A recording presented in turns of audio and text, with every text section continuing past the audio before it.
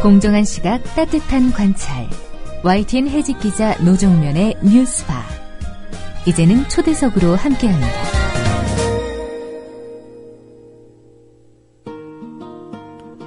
독재 미화 논란을 촉발시킬 박정희 추모 예배가 개신교계의 우상숭배 논란을 불러일으키고 있습니다. 추모 예배 당시 예배당에는 박정희 전 대통령의 대형 영정사진까지 내걸렸지만 박정희 전 대통령은 기독교인도 아니었습니다. 더함 공동체교회 담임 목사인 이진호 목사님 전화 연결해 보겠습니다. 이 목사님 안녕하세요. 네, 안녕하세요. 기독교에서 추모 예배라는 것을 종종 합니까? 네, 그렇죠. 예, 가족적으로도 하고요. 네. 물론 이렇게 사회적으로나 교회적으로도 추모 예배를 시행합니다. 네. 네, 그럼 기독교인이 아니더라도 사회적으로 어떤 의미 있는 인사에 대해서는 추모 예배를 하기도 하는군요. 근데 그 부분은 좀 다릅니다. 그런 추모 예배라기보다는 추모식이라고 해야 될 것 같고요. 네. 추모 예배는, 어디까지나 하나님께 드리는 것이고, 우리가 물론 신자들을 가족과 함께 하더라도 예배의 주체는 하나님이거든요. 네. 그래서 그 예배 가운데 고인을 기념하고 고인이 행했던 여러 가지 것들을 우리가 좀 이렇게 덕담식으로 서로 나눌 수는 있죠. 네. 그래서 그런 의미에서 추모 예배는 조금 이렇게 엄격한 그런 절차와 내용들이 있고요. 물론 비신자에 대해서 그 추모 예배를 하지 못하는 것은 아니지만요. 네. 약간 좀 구분되는 지점들이 있고 또 아주 조심해야 되는 부분들이 있습니다. 네. 그럼 그런 형식적인 절차적인 부분을 고려했을 때 지난 10월 26일 박정희 전 대통령 추모 예배는 추모 예배에 해당합니까? 아니면 추모식으로 보십니까? 사실은 추모식이라고 봐야 되고요. 물론 고인의 자녀인 박근영 씨가 참여를 했으니까 예배라 할 수 있다 이렇게 얘기할 수 있겠는데요. 네. 일단 시기적으로도 그렇고 내용적으로도 그렇고 추모 예배라고 하기에 너무나 좀 부끄러운 그런 내용이고요. 제가 한마디로 얘기하면 신성모독입니다. 그날에 나왔던 이야기들이나 그날 행했던 절차나 내용들을 볼 때 예. 전혀 우리 개신교의 추모 예배 내용에 부합하지 않은 그런 모습이었습니다. 네. 그 형식적인 부분 한 가지 더 여쭤보면요. 네. 사진을 보니까 영정 사진이 그 예배당 벽면 정중앙에 커다랗게 걸려 있었더군요. 그렇습니다. 네. 예. 굉장히 문제가 있는 것이고요. 그러니까 우리가 추모 예배를 할 때 작은 이제 고인의 사진 하나 정도 놓는 그럴 있을 수 있는데요. 우리나라 교회에서 할 때는 그런 일들은 없습니다. 그렇게 영정 사진을 놓을 때는 예를 들어 이제 가정에서 한다던가 다른 장소에서 할 때 아주 조심스럽게 이제 작은 것들을 하나 정도 놓는데 네. 그날 사진을 보고 영상을 보면 중앙에 크게 놓고 또 강대상 앞에도 놓고 그것은 거의 기독교의 예배라고 볼 수가 없습니다. 그런 대상이 하나님이 아니라 그 추모하는 대상인 박정희 전 대통령을 대상으로 예배를 한 그런 모습으로 비춰질 수 있거든요. 예. 그것은 그렇게 해서는 안 되는 것이죠. 교리상 우상 숭배에 해당된다고 보시는 건가요? 그렇습니다. 그러니까 물론 그 형식도 그날 보여진 것도 그렇지만 그날 나온 발언 중에 예를 들면 하늘에 계신 박정희 대통령께서 박정희 대통령의 은혜로 이런 표현들이 등장하거든요. 예. 그런 용어들은 사실은 하나님께만 쓸 수 있는 아주 이렇게 엄격하고 제한적인 용어입니다. 그런 용어를 고인에 대해서 더군다나 기독교인도 아닌 그분이 우리로 얘기하면 이제 하늘에 있는지 없는지도 명확치 않은 그런 분에 대해서 그런 용어를 사용한다는 것은 그건 우상숭배이죠. 하나님을 모독하는 것입니다. 네. 그런 용어를 쓰신 분이 현직 목사셨나요? 그렇죠. 예, 현직 목사들이 축사를 통해서 혹은 설교를 통해서 그런 용어들을 사용했다는 게 더 참담하죠. 네. 그런 문제도 논란이겠습니다만, 이 독재를 미화한 부분, 한국은 독재를 해야 한다. 이런 얘기를 하면서 하나님도 독재를 했다. 이렇게 김영진 목사 같은 경우 말씀하시지 않았습니까? 그렇습니다. 목회자로서 어떻게 평가하십니까? 굉장히 심각한 문제입니다. 하나님은 독재를 하신 분이 아닙니다. 하나님은 인간을 창조하셨는데 자신의 형상으로 만드셨죠. 예. 그래서 우리가 하나님의 형상으로 만들었다라고 얘기할 때 중요한 것은 인격적이고 독립적 존재로 만들었다는 겁니다. 더군다나 인간을 하나님의 동역자로 만드셔서 하나님을 독립적이고 인격적으로 하나님과 함께하는 존재로 만든 게 하나님의 창조하신 인간의 모습입니다. 그런데 그런 하나님이 인간을 대상으로 독재를 했다. 성경에 그런 장면 전혀 없고요. 오히려 인격적으로 대하시고 동역자로 대하시고 그렇게 한 부분들이 하나님의 모습입니다. 그런데 그런 하나님을 독재를 했다라고 얘기하는 것은 정말 언어 도단이고 신성모독입니다. 네. 네, 그렇게 개신교도들 입장에서 볼 때 명확하게 문제가 있는 행사임에도 불구하고 주최 교회가 10개나 됐어요. 네네. 네, 뭐 지금 현재 교계 상황이 이 정도인 건가요? 어떻습니까? 일단 그 주최교회 10개라는 것도 저는 의문이고요. 네. 왜냐하면 이제 교회라고 하는 것은 그렇게 함부로 이름을 걸 수가 없습니다. 그러니까 교회라고 하는 것은 목사 한 명이 아니라 그 교회에 속해 있는 신자들 전체를 의미하는 거거든요. 예. 만약에 어느 A라는 교회가 거기다 이름을 걸려면 최소한 당회나 운영위원회 승인을 받아야 되는 것입니다. 예. 그냥 담임 목사 혼자가 참여했다고 해서 그 교회가 참여한 게 아니거든요.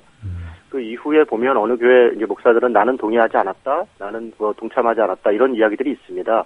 거기에 이제 걸려 있는 교회들 중에서도요. 네. 그런 걸 보면 이거는 형식도 내용도 아주 적절치 않은 겁니다. 거기선 교회 10개가 주최한 게 아니라 네.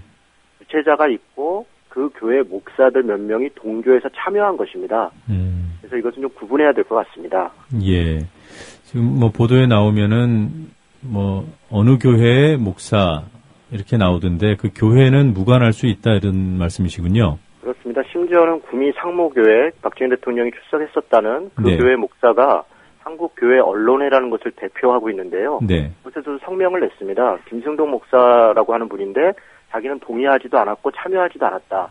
그런데 이름이 도용당했다. 예. 구미 상모교회라고 하는 이 주최자들이 박정희 대통령이 기독교인이라는 증거로 제시하는 그 교회 담임 목사입니다. 네. 이런 분이 이렇게 항의성 성명을 낼 정도로 이 행사는 대단히 문제가 있었고 이름을 도용한 것입니다. 그래서 주최자들이 깊은 반성이 필요합니다. 예. 뭐 동탄 전하리 교회도 아니라고 하더군요. 자, 이 박정희 전 대통령의 종교에 대해서 뭐 불교 신자라는 그런 얘기가 제일 많던데. 국가기록원에 본인이 불교 신자라고 남겨 있고요. 그것도 네. 우리 뭐 상식 아닙니까? 네. 박정희, 유영수 두 부부가 불교 신자였고, 그래서 불교계에서는 매년 그 추모 법회를 해왔습니다. 예. 그래서 그것에 대해서는 사실은 국민들이 당연하게 인식을 했습니다. 그런데 이게 좀 뜬금없죠. 서거하신 지 34년 만에 기독교계에서 제1회 추모 예배를 했다는 것은 누가 봐도 이거는 뭐 납득이 되지 않는 거죠. 네. 근데 뭐 이런 추모 예배를 할 만한 이유로서 기독교 부흥에 박정희 전 대통령이 그 집권기에 기여를 했다 이런 얘기들을 하던데 공감하시는지요? 네. 저는 전혀 공감하지 않습니다. 물론 이제 박정희 대통령 때 기독교 인구가 증가한 것은 사실입니다. 예. 그러나 기독교만 증가한 게 아니라 그때는 천주교도 그렇고 불교도 그렇고 다 증가했습니다. 예. 물론 기독교가 상당히 많이 증가했죠. 그 원인에 대해서는 뭐 조금 이따 다시 얘기를 하더라도요. 일단은 기독교가 인구가 많이 늘었다고 해서 그것이 꼭 좋은 것만은 아닙니다. 예를 들어 제가 성경 얘기 하나 간단하게 하면요. 아합왕이라는 사람이 있습니다. 성경에서 굉장히 제일 나쁜 왕으로 기억합니다. 예. 그런데 아합왕은 그 나라의 입장에서는 정치도 잘했고 경제도 부흥했고 외교도 잘한 그런 왕입니다. 그런데 폭력과 억압이 있었고 아주 나쁜 착취들이 있었습니다. 네. 그래서 하나님께서 선지자를 보내서 그에게 아주 굉장히 강력한 지적을 합니다. 그래서 지금까지 우리가 아합왕 그러면 제일 나쁜 왕으로 얘기합니다. 숫자가 늘었다고 해서 그를 기념하거나 그가 기독교에 꼭 유리했다 그렇게 볼 수 없습니다. 그때 당시에 늘었던 많은 부분들 물론 이런저런 요인들이 있는데요. 가장 나쁜 것은 기복적이고 내세주의적인 그런 잘못된 신앙관들을 심게 되었고요. 정치적 결탁들이 있었고 이런 일들 때문에 사실은 기독교에 많은 해악들이 있었던 것도 사실입니다. 예. 이런 부분 때문에 저는 단지 숫자가 늘었다. 그것 때문에 추모해야 된다. 동의할 수 없습니다. 네. 정치적인 결탁이 있었다는 얘기는 무슨 말씀이신지요?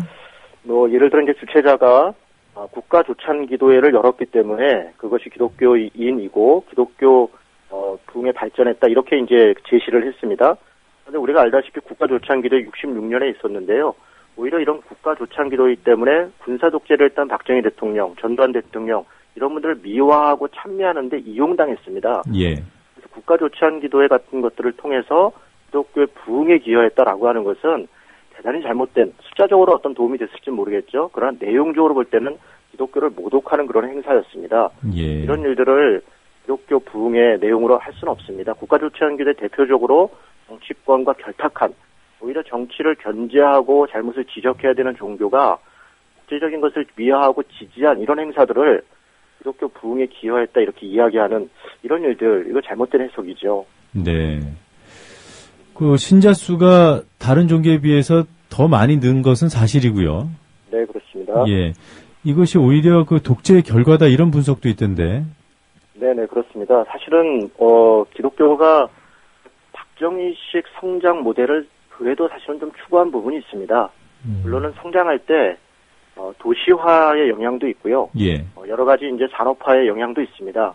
그런데 일단은, 할 수 있다 하면 된다. 이런 식의 그 일들이 많이 있었습니다. 목사 1인의 카리스마로 비민주적인 방식으로 교회가 성장한 부분들도 있거든요. 예. 더군다나, 교회가 성장하는 과정에서 신앙의 올바른 것들을 가르치는 게 아니라 그냥 예수 믿으면 잘 된다. 예수 믿으면 천국 간다. 이런 것은 아주 값싼 은혜, 값싼 믿음, 마치 천민자본주의 같은 이런 것들을 교회에 반영시켰고 당시에 많은 사람들이 억압과 착취와 고통 가운데 있었으니까 예. 이런 부분에서 약간의 도피구 같은 역할을 하면서 잘못된 종교적 믿음들을 주게 되었습니다. 예. 저는 그것이 기독교가 정치권과 일정하게 결탁하면서 생긴 일이라고 봅니다. 간단하게 한두 가지 예를 들어보겠습니다. 예를 들어 74년도에 예. 굉장히 엄혹한 시절 아니었습니까? 민청학령 사건이 있었고 긴급조치 같은 게 있었습니다. 기독교계는 특혜를 받습니다. 엑스폴로 74라고 하는 100만 명 가까이 모이는 그런 집회를 합니다. 예. 이런 게 가능할 정도로 정치와 결탁돼 있었던 거죠. 80년 서울의 봄 때입니다. 이때 80년 세계 복음화 대성회를 합니다. 네. 그래서 뭐 수백만 명의 사람들이 모여갖고 집회를 합니다. 이런 게 기독교에게 특혜를 준 것입니다. 이런 일들이 정치권과 특혜를 얻고 그걸 통해서 성장했고 이것은 오히려 우리가 반성해야 될 것이지 자랑할 일들이 아닙니다. 네. 그런데 그 대형 교회들의 그 뭐라고 할까요? 보수 정치 세력에 대한 지지 이게 어제 오늘의 일이 아니지 않습니까? 네네. 예, 이런 관계도 결국은 거기에서부터 뿌리가 있다고 보는 건가요? 그렇습니다. 저는 마치 정치권과 경제계가 뭐 혼맥으로 연결되기도 하고 이해관계로 연결돼서 지금까지 서로 주고받고 하는 결탁이 있지 않습니까? 예. 마치 그와 같이 정치적 그 기득권 세력들과 종교적으로 당시에 그 혜택을 받았던 사람들이 여전히 그런 관계를 가지고 있고 그것을 통해서 서로를 지지하고 견제하는 견제가 아니라 이렇게 지향하는 그러니까 지지해주고 도와주는 그런 형식들을 좀 더 갖고 있다고 생각합니다. 예를 들면 이런 겁니다. 기독교계에서 군사독재 정권 때는 정교 분리를 엄청나게 주장했습니다. 예. 모든 권세가 하나님께서 주신 거이기 때문에 뭐 잘못됐다 생각하더라도 하나님의 뜻이라 생각하고 순종해야 된다. 그래서 정치에는 아예 눈도 돌리지 말아야 된다. 이렇게 목사들이 주장을 했습니다. 물론 그들은 뒤에서는 그런 잘못된 군사 정권을 지지했고 돕는 성명도 냈고 이런 사실은 뭐 나쁜 일들을 했습니다. 그런데 예.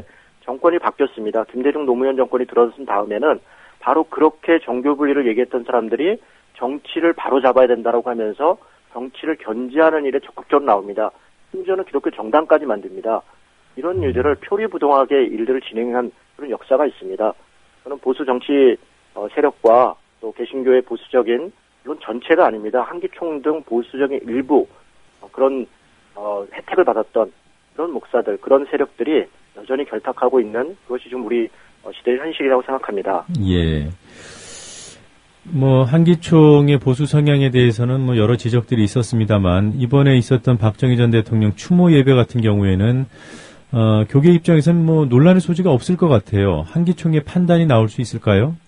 뉴스엔조이 보도에 보니까 그 한기총 홍재철 그 회장이 그 코멘트를 했습니다. 예. 다른 분들이 다 이제 어떤 문제 제기를 하는데 홍재철 회장은 뭐 추모 예배 자체는 있을 수 있다. 네. 단지 문제는 그게 이렇게 개별적으로 이렇게 할 게 아니라 조금 대표적 기구가 해야 된다라고 하는 이야기를 하면서 마치 홍재철 회장 자기 쪽에서 하지 않은 걸 아쉬워하는 듯한 발언을 합니다.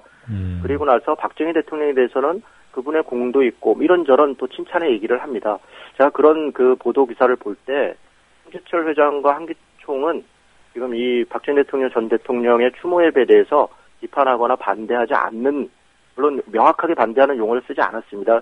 예. 뉴스엔조이 기사에 홍재철 회장이 인터뷰한 내용만 가지고 말씀드린 겁니다. 예. 그런 걸 봤을 때 저는 한기총은 이런 부분에 있어서 더 큰 일도 사실 벌일 수 있는 그런 곳이다 생각합니다.